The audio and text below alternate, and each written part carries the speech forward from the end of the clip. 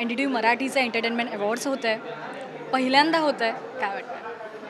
पहिल्यांदा NDTV मराठीचे हे अवॉर्ड्स होते आणि अत्यंत ते महत्त्वाचे या देशात, कारण त्याच्यात वन ऑफ द ज्युरीज मी होतो. त्यामुळे हा सन्मान NDTVने पहिल्याच अवॉर्डमध्ये दिला, त्याबद्दल मनापासून आभार.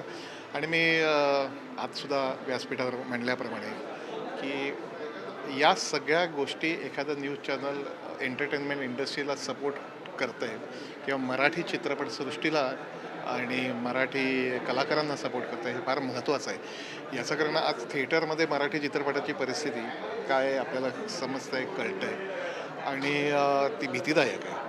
आणि NDTV सारखी ही सगळ्यात मोठी चॅनल जी असतात, त्यांनी असं पाठीशी उभं राहणं हे खरोखर कौतुकास्पद आहे, हे अभिनंदनीय आहे. आणि अशा प्रकारे जर चॅनल्सनी मराठी चित्रपट आला किंवा मराठी कलाकारांना प्रोत्साहित केलं, तर मला असं वाटतं की मराठी चित्रपट आज 2 दिवसांनी मराठी भाषा गौरव दिन आहे, त्याच्या जवळजवळ पूर्वसंध्येला आपण बोलतोय. असा जर सपोर्ट झाला तर मराठी भाषा जी अभिजात झालेली आहे त्याच्या पाठीशी अशी चॅनल्स उभी राहिली तर निश्चितपणे मराठी चित्रपटांना चांगले दिवस येतील. सर, एक छोटा रॅपिड फायर. तुम्ही कोणत्या सामाजिक कार्याला समर्थन करता? सामाजिक कार्याला समर्थन करता. शिक्षण. तुम्ही कोणत्या ठिकाणी प्रवास करायला तुम्हाला आवडतो?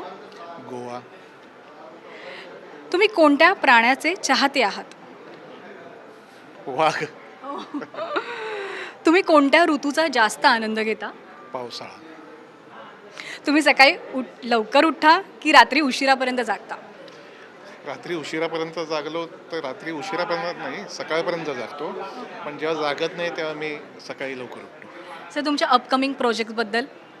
अरे बापरे, आम्हाला अजून अनाऊन्स करायचं नाही आहे. ओके.